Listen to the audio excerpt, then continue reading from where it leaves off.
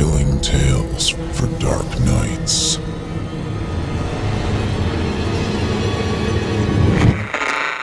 Want to make sure you never miss a Chilling Tales for Dark Nights video again?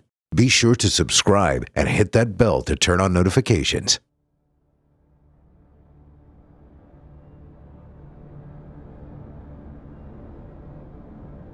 August 8th, 1991. The cultists calling themselves Baal-Daeva's Truth had become so efficient at home invasions that neither of Samantha's parents were able to call the police before they died. The firefighters with Engine 21 were the first emergency responders on the scene, and I was one of them that night. We arrived only after the neighbors called in reports that smoke was pouring out of the house's front windows, and by then it was mostly too late to stop the cultists' plan. Most of Baal-Daeva's Truth had already committed suicide to spare themselves from burning alive. We only learned that they had been there when we found their bodies piled in the home's main foyer. We called for police as soon as we saw the corpses, but the billowing smoke urged us to continue inside without waiting for backup to arrive. The flames would soon begin to attack the building's structure. If it hadn't started to do so already, we had to press our way inside if we were going to contain the still spreading blaze. Otherwise, it would soon threaten more than just this house alone. I remember being sure of arson as soon as I was inside. The fire had been fed deliberately, and it had been built so that it might spread easily to their neighbors' homes as well. We moved past the bodies in the foyer, in a frenzy to save the building. I remember feeling vulnerable without the police there. I was acutely aware that we firefighters might be attacked by anyone who was still alive in the house. We heard from the emergency report that a family of 3 was expected to be inside, 2 parents and an infant. The dispatcher's voice on our radios had specified. After the night of the incident, I did some research on the family in that house. I just couldn't get them out of my head. And so I learned later that the couple had just moved into town to begin raising their child. We found both parents bound to the heavy wooden chairs that they had bought for the dining room, even though their bodies were already burning by the time we fought our way in to the center of the house. It was plain to see that their hearts had been messily cut out of their chests. Their faces, too, looked to have been mutilated before the fire began. It was then that I realized that there was no baby present in the dining room there with the parents. She might still be alive, and so I sent my partner to the second floor, while I headed down to the wine cellar by myself. It was down at the bottom of the cellar stairs that I first saw Max Kafer. The leader of the cultists heard me enter, and he turned to face me with the baby in his arms. Kafer had eyes like dying coals that were nearly drowned in the wet soot of his face. My fire axe was gripped in my hands, and I would have buried it in his chest had he not held the baby up in front of him. "We're summoning a demon tonight," he told me flatly. "It's mostly done already." He held the baby up as though he was going to throw it against the ground. While his arms were still raised, I dropped my axe and tackled Max Kafer around his midsection. We fell together, but I managed to seize the baby gently from him before he hit the ground. Max rose up to take the child back, but I struck him hard with my fist and he went down again. This time he stayed there, unconscious, but not dead. The police would arrive minutes later to collar him, along with the 2 cultists that were still alive upstairs. My partner did not survive finding those cultists up there first, though. To this day, I wonder why I sent him up there instead of going myself. The baby had been named Samantha by her parents, and that name was honored and kept when the child passed into foster care. I would have adopted her myself, except that I was entirely unprepared to raise a child at that time. I bought Samantha gifts on her birthday, though, and I visited the foster home on holidays to make the child feel that she still had a family. She grew to know my face, and she learned to trust me as the years passed. It was something like fatherly love that I felt for her in return, even though we weren't truly family to each other. Max Kafer went to prison, as did 2 of his followers who survived that night inside the burning house. They were the ones who killed my partner after I sent him to the 2nd floor. To this day, I wish I had been better prepared to protect baby Samantha. More than that, though, I wish that I'd killed Max Kafer with my axe while I still had the chance. February 17th, 2001. Her Amber Alert interrupted the evening news, and I recognized Samantha immediately. I searched the internet, investigating the terrible suspicions that were already creeping into my mind. After only a few minutes of research, I confirmed my worst fear. Max Kafer had recently been released from prison. Kafer's few surviving followers from that night claimed full responsibility for the murders and the arson. The only charges that stuck to Kafer were 3 counts of aiding and abetting. In the end, Max Kafer served less than 10 years in prison due to good behavior while he was inside. He was a free man again, and I suddenly felt sure that I knew where Samantha could be found tonight. I knew who had taken her away. The burned-out house was condemned but still standing. Urban blight in the area had left the property in limbo, awaiting a demolition that was now almost a decade overdue.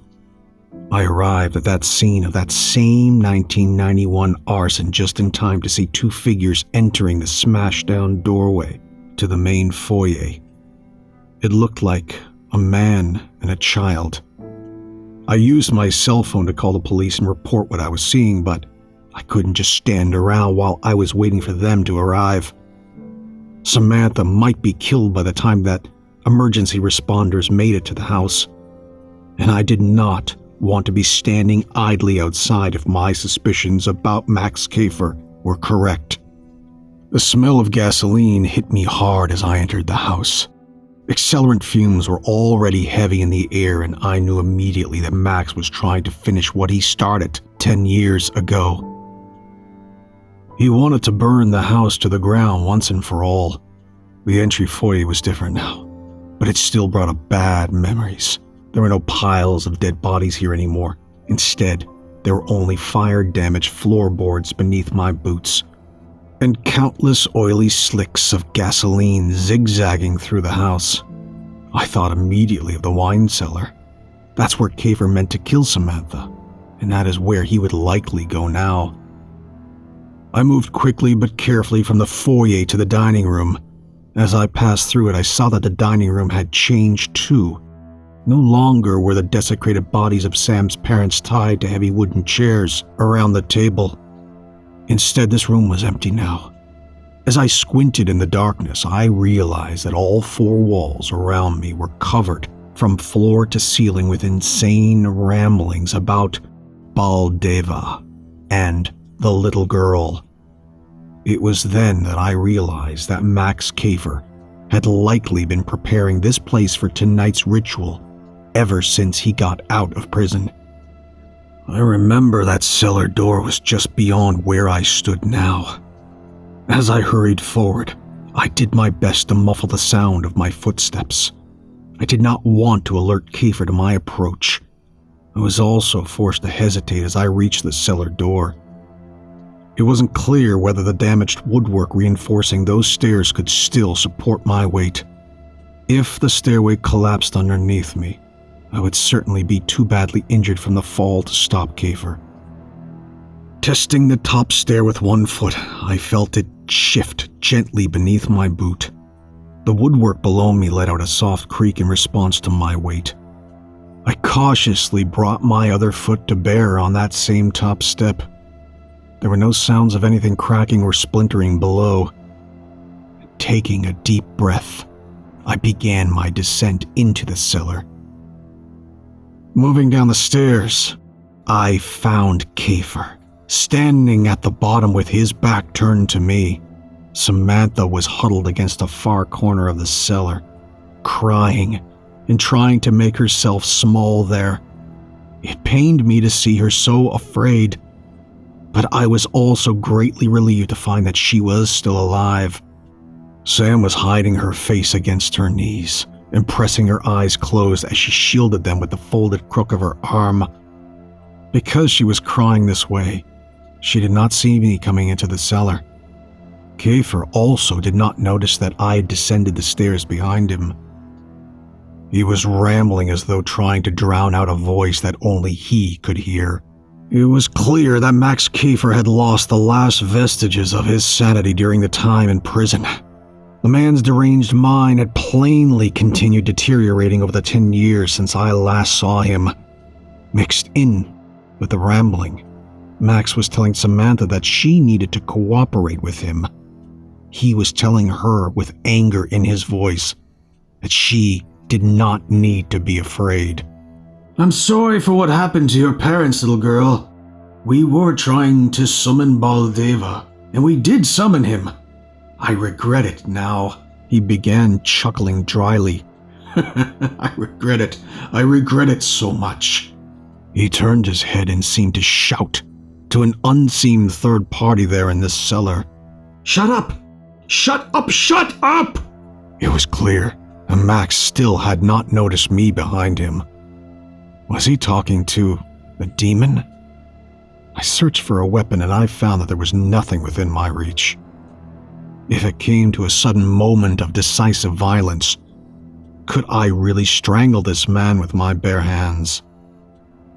Another strong whiff of gasoline stung my nostrils and reminded me that the house was already fully staged to transform into an inferno. If Kiefer began reaching into his pocket for some matches or a lighter, then I would only have seconds to neutralize him. Max took a deep breath, as though to calm himself, and then continued talking to Samantha.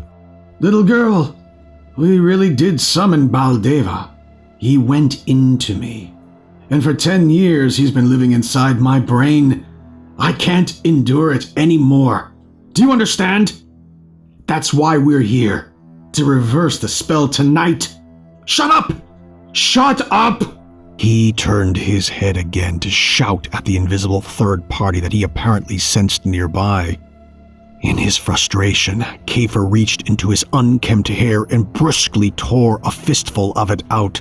If we finish what we started, Max said, then Baal-Daeva can go somewhere else. He can go anywhere else. I could hear in his voice that Kiefer was beginning to cry. The madman's defenses were lowered, and yet fear of the unknown stayed my hand. I had no way to be sure whether Max was armed with some sort of concealed weapon. If I were to attack at the wrong moment, I might doom both Samantha and myself by letting Kiefer get the upper hand. Max Kiefer began moving subtly towards Samantha. She was still huddled in that corner, trying to hide herself from the reality that was now marching towards her. It was then that I lost all concern for myself. If Max had a knife, then he could try to stick it into me now. I took 3 careful steps forward, and then I wrapped my fingers around his neck with all of the force that I could muster, wrenching Kiefer by the back of his neck. I threw him to the ground with all of my strength. Max had not sensed me there behind him, and so he was completely unprepared to defend himself. Kiefer barely caught himself from falling flat onto his face as he went down, and in his confusion he remained prostrate against the ground for several seconds before he began moving to collect himself back up. Standing over Max Kiefer, I raised my leg and then brought my boot down hard against the back of his head. I stomped again, this time driving my boot into the exposed curve of spine at the back of his neck. I put my full weight into each strike that I delivered to the downed man. I kicked him hard 3 more times before I stopped to check whether or not Max was even still breathing. He wasn't. It was at this point that I noticed the bladed weapon that Kafer had been holding. It was a serrated knife with a keenly honed edge, and it must have been palmed tightly in Max's right hand when he first started walking towards Sam. Samantha finally uncovered her face, sensing perhaps that something important had just happened. Sam looked up to see me standing there in front of her, and she recognized my face immediately, despite her gladness to be saved. I could tell that her terror had not subsided. Samantha had previously only known me as a source of gifts and kindness. Now instead she saw me looming over the broken body of a man that I had just killed. I saw her eyes change to reflect something frightening and cold. It was a look unlike any expression that I'd ever seen on Samantha's face before. We waited outside for the police together, and when they arrived, I did my best to explain everything that had happened. For the most part, it felt like a relatively happy ending to an otherwise completely terrifying evening. Samantha had undeniably been changed by something, though. The way that her eyes turned cold and harsh that night never went away either.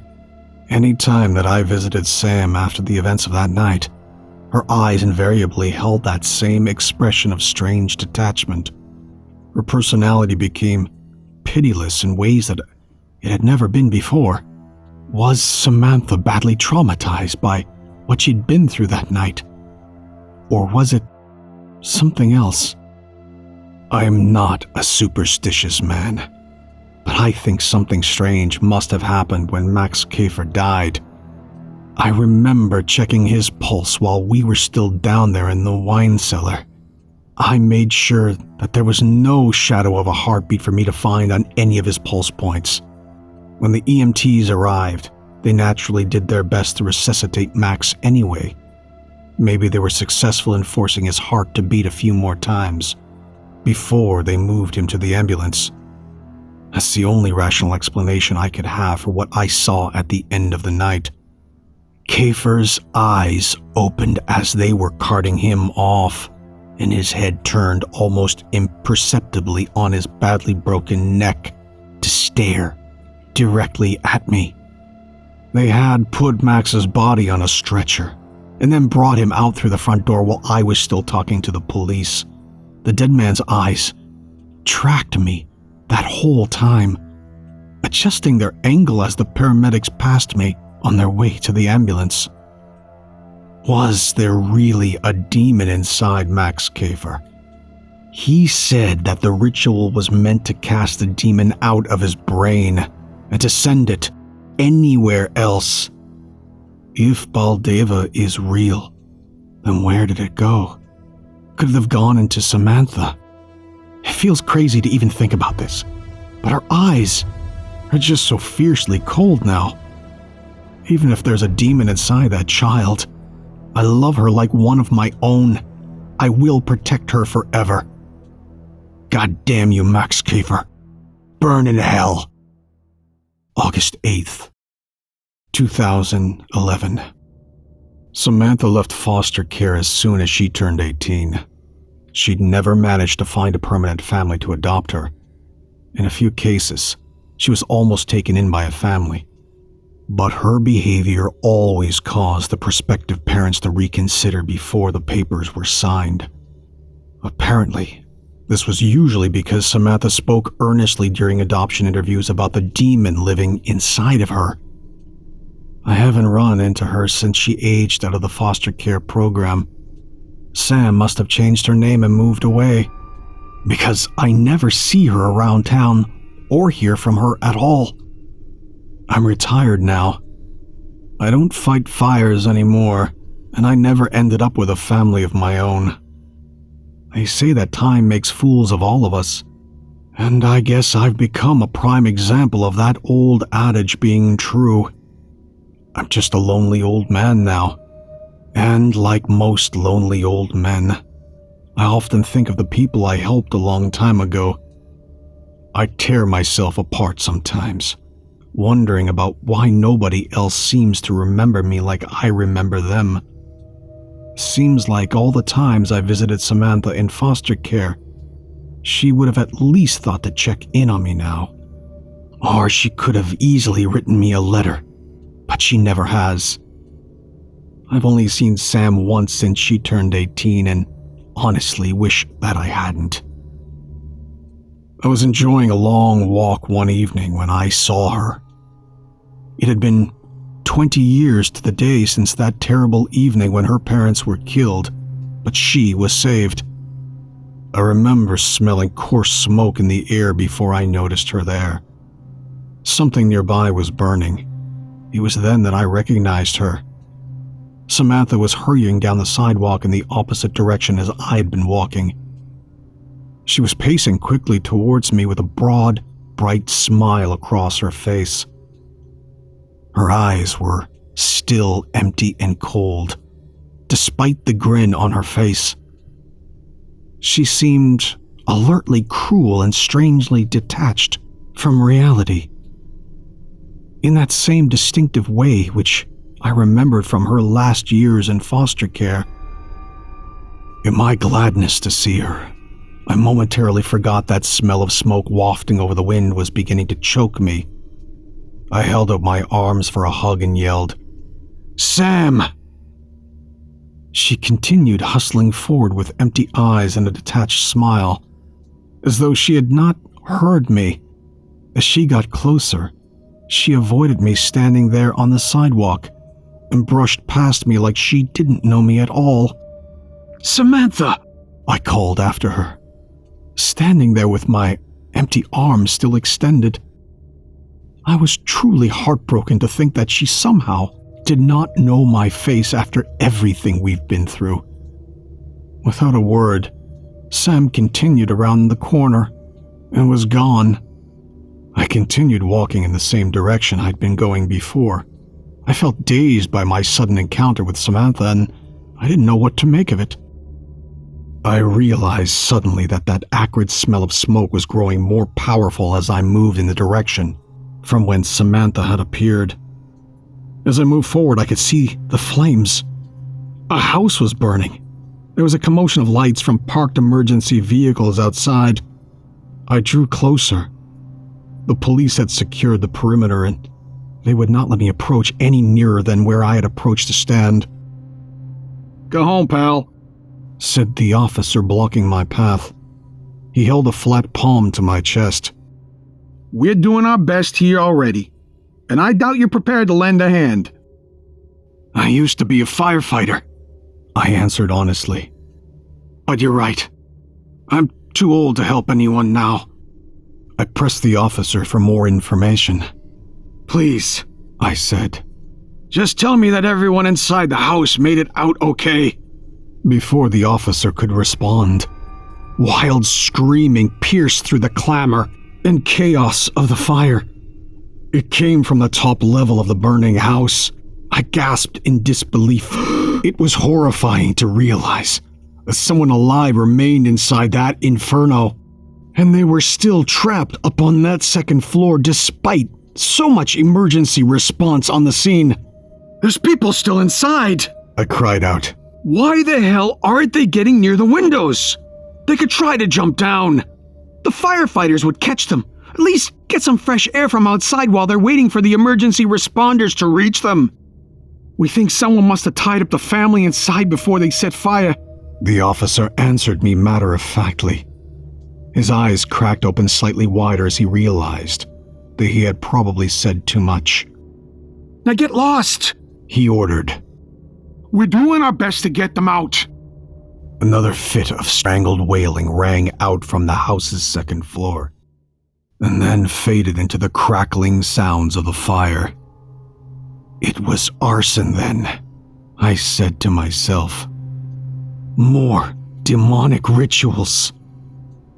Taking one last helpless glimpse back towards the inferno, I turned around and went home. Back inside my own house, I locked the door behind me and then moved immediately to sit on my couch. I needed a moment to process everything that I had just seen. I didn't turn on any of the lights in my living room, and I left the television in front of me blank and inactive as well. I held the TV's remote in my hand, but I hesitated to turn the television on.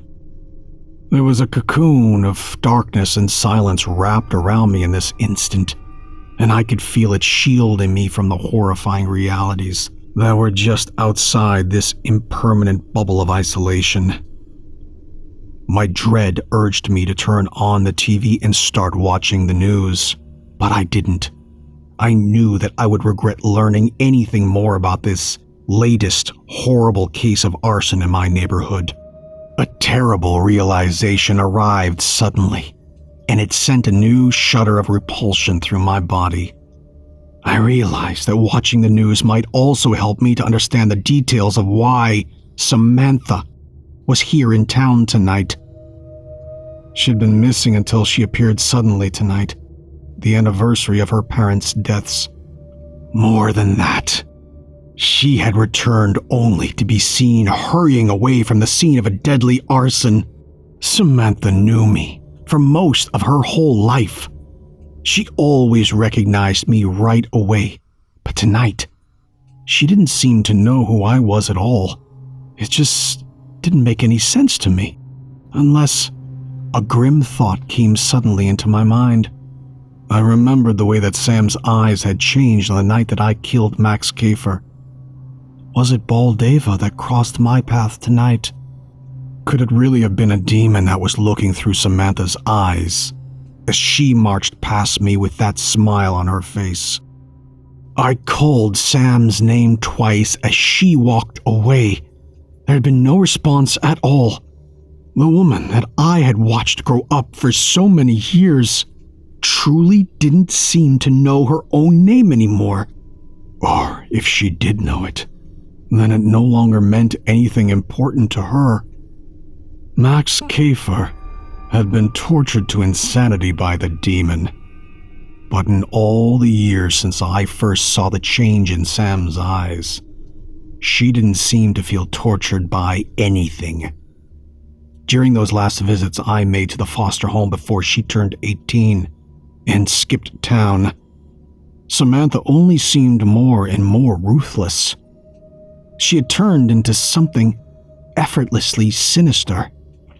I think that Samantha truly doesn't mind Baal-Daeva's presence inside of her.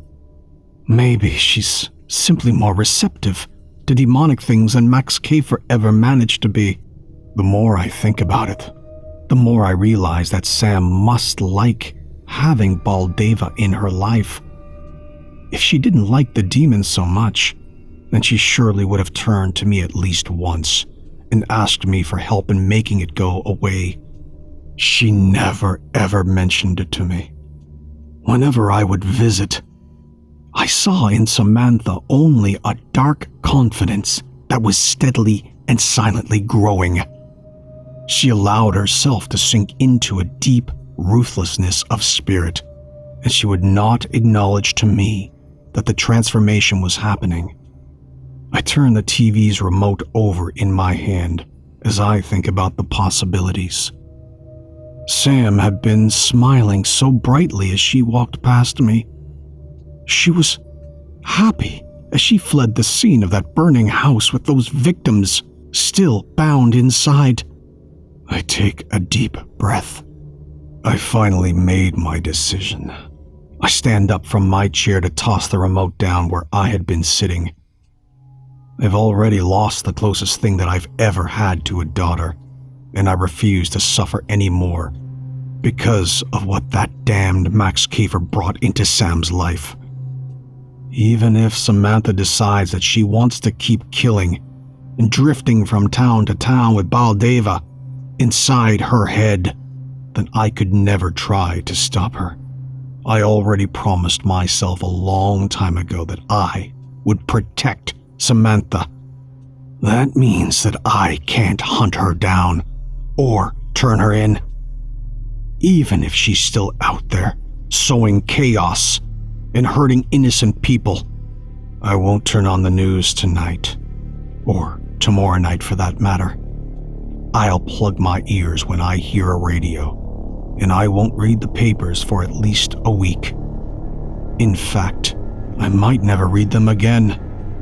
I don't want to learn about what Samantha's done tonight, and I refuse to think about what she might do next.